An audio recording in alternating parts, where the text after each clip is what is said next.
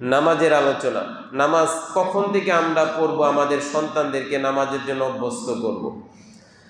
সরাসরি আমরা হাদিসের মধ্যে চলে যাই। রাসূল ইরশাদ করেন, মুরু আওলাদাকুম বিসসালাহ, উম্মত তোমরা তোমাদের সন্তানদেরকে নামাজের আদেশ করো যখন তোমাদের সন্তানদের বয়স 7 বছর হয়। অহুম সাবআ সিনিন, কয় বছর?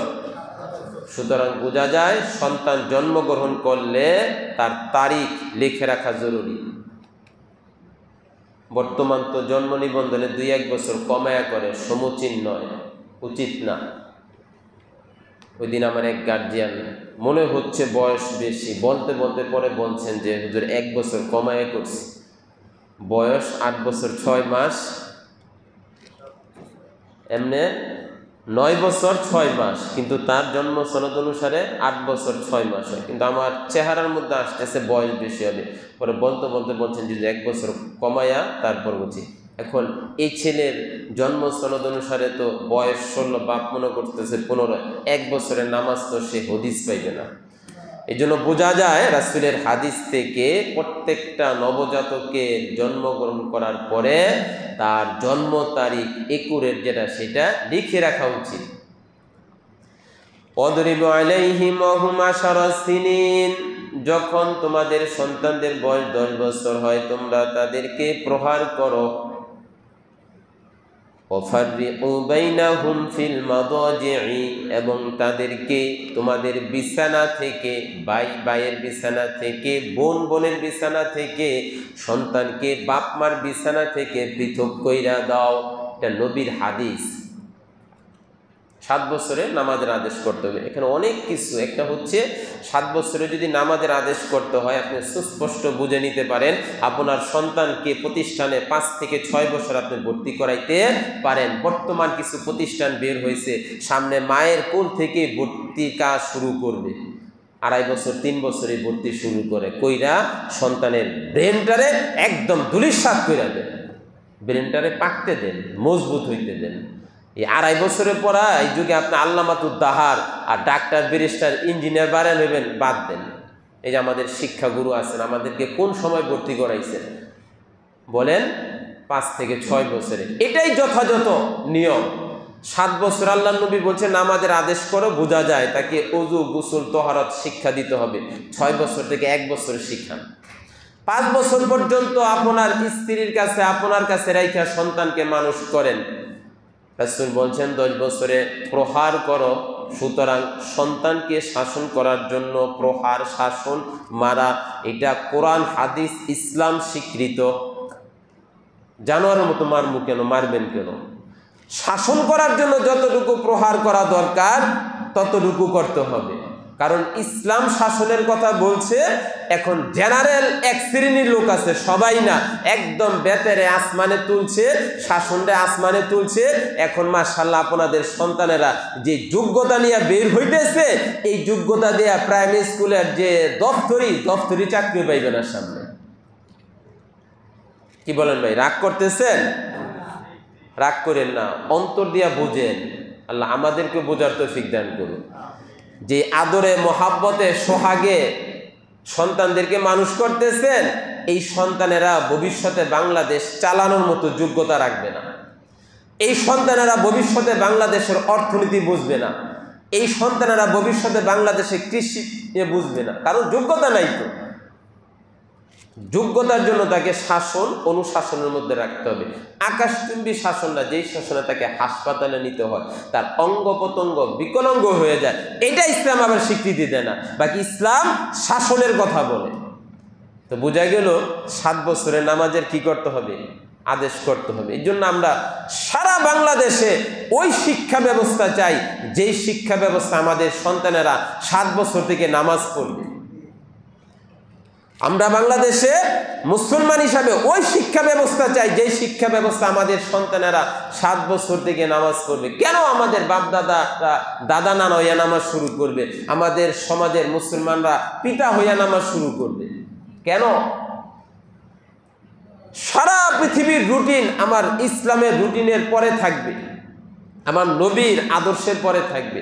আমার নবীর আদর্শ, আমার ইসলাম যে গাইড আমাকে করেছে, এটাই পূর্ণাঙ্গ জীবন বিধানের নাম। ওই গাইড অনুসারে আমাকে চলতে হবে।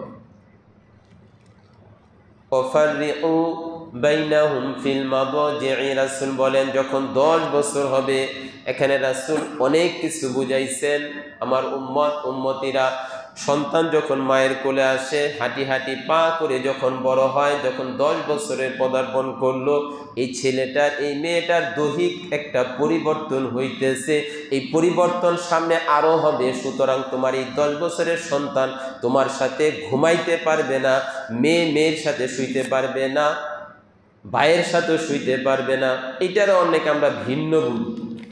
হ্যাঁ, অনেকে এখন আছে এই সমাজে, উপযুক্ত মেয়েকে বাপ জাবরায়া ধরে, উপযুক্ত ছেলেকে মা জাবরায়া ধরে। এটা মহাব্বত না, নিষেধ। এটা নিষেধ।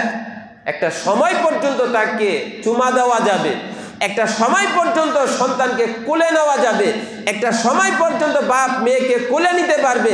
আরেকটা বয়সে যখন সে পদার্পণ করবে, তখন বাপ তার উপযুক্ত মেয়েকে কোলে নিতে পারবে না, মা তার উপযুক্ত ছেলেকে কোলে নিতে পারবে না। মাসআলা, কোনো উপযুক্ত পিতার যদি তার উপযুক্ত মেয়েকে কোলে নেওয়ার পরে যদি তার মনের কাইফিয়ত পরিবর্তন হয়ে যায়, তার স্ত্রী হারাম হয়ে যাবে। খবর আছে মাসালা? এগুলো বলতে গেলে এখন জেলে যাইতে হবে। অথচ মুসলমান হারামভাবে তার জীবন যাপন অতিবাহিত করতেছে। এগুলো বলবেন, আপনার বিরুদ্ধে ওয়ারেন্ট জারি হয়ে যাবে, জেলে যাই। মাসালা কওকে তাই মাসালা কইতে হইব না। আমার মুসলমান তো মাসালা জানে না, না জানার কারণে তার জীবন তো হারাম পন্থায় চলতেছে। একটু জানলে সতর্ক অবস্থায় চলতো। বলেন, আজকের দিন পর্যন্ত এই মাসালা কয়জন জানতেন? নিজেরা প্রশ্ন করেন। কোনো উপযুক্ত মেয়েকে বাপ যদি মহাব্বতের ছলনায় জাবরায়া ধরে, আর পিতার মনের কাইফিয়ত যদি পরিবর্তন হয়ে যায়, তার স্ত্রী হারাম হয়ে যায়। খবর আছে মাসালা? রাসূল বলেন, ওয়াফাররিকু বাইনাহুম ফিল মাদাজি'i, উম্মত যখন তোমার সন্তানদের বয়স 10 বছর হবে, বিছানা পর্যন্ত পৃথক কইরা দিবে। ওয়াকাদ ওয়ারাদা ফিল হাদিস, রাসূল করিম সাল্লাল্লাহু আলাইহি সাল্লাম বলেন, উম্মত যে নামাজকে হেফাজত করবে, মনোযোগ সহকারে অন্তরে বসান। ইন্না মান হাফাযা আলা সালাওয়াতিল মাকতুবা, যে 5 ওয়াক্ত নামাজকে হেফাজত করবে, আকরামাহুল্লাহু তাআলা বিখামসি কারামাত, আল্লাহ তাআলা তাকে 5টা ভাবে, 5টা জিনিসের মাধ্যমে তাকে সম্মানিত করবেন। সুবহানাল্লাহ বলেন। যে মুসলমান তার দুনিয়ার হায়াতে 5 ওয়াক্ত নামাজকে সে এমন ভাবে ধরবে যে নামাজ আর বাকি দুনিয়ার কাজ সব একদিকে, নামাজ বাকি দুনিয়ার কাজ সব কোথায় যায় তার খবর নাই। যদি কেউ নামাজকে এইভাবে ধরতে পারে, রাসূল করিম সাল্লাল্লাহু আলাইহি সাল্লাম বলেন, আল্লাহ তাকে দুনিয়ার মধ্যে 5টা পুরস্কার দিবেন। কয়টা? দুনিয়া তো দিবেন, পরকালও এটার সাথে সম্পৃক্ত। 1 নম্বর, ইয়ারফাউল্লাহু আনহু দাইআল আইশ, জীবনের যে কষ্ট সংকীর্ণতা, দুনিয়ার হায়াতের মধ্যে যে পেরেশানি চাপাচাপি, আল্লাহ এই নামাজের উসিলায় এটা হালকা করে দিবেন। সুবহানাল্লাহ। দেখেন, একজন আল্লাহর বান্দা যে 5 ওয়াক্ত নামাজ পড়ে, তার জীবনী, তার জীবন সম্পর্কে দেখেন, অন্তরের দিক দিয়ে সে প্রশান্তির মধ্যে আছে। কি বলেন ভাই? ঠিক কি ঠিক না? দেখেন, অন্তরিক দিয়ে সে প্রশান্তির মধ্যে আছে। দৈনন্দিন কষ্টের মধ্যে থাকলেও নামাজ পড়ে 5 ওয়াক্ত, তার মধ্যে একটা প্রশান্তি কাজ করে। আর ওই আল্লাহর বান্দা যে 5 ওয়াক্ত নামাজ পড়ে না, দেখবেন যদি কোনো পেরেশানির মধ্যে পড়ে, সে অস্থির হতভম্ব হয়ে যায়। 2 নম্বর, ওয়া আযাবাল কবরি, কবরের আযাব আল্লাহ তাআলা তাকে হালকা করে দিবেন। 3 নম্বর, ওয়া ইউতিহি কিতাবাতাহু বিয়ামিনিহি, আল্লাহ তার আমলনামাকে ডাইন হাতে দিবেন। সুবহানাল্লাহ বলেন।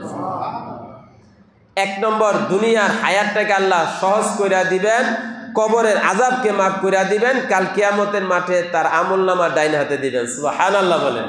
যদি আমলনামা ডাইন হাতে আসে তাহলে নাজাত পাইবেন।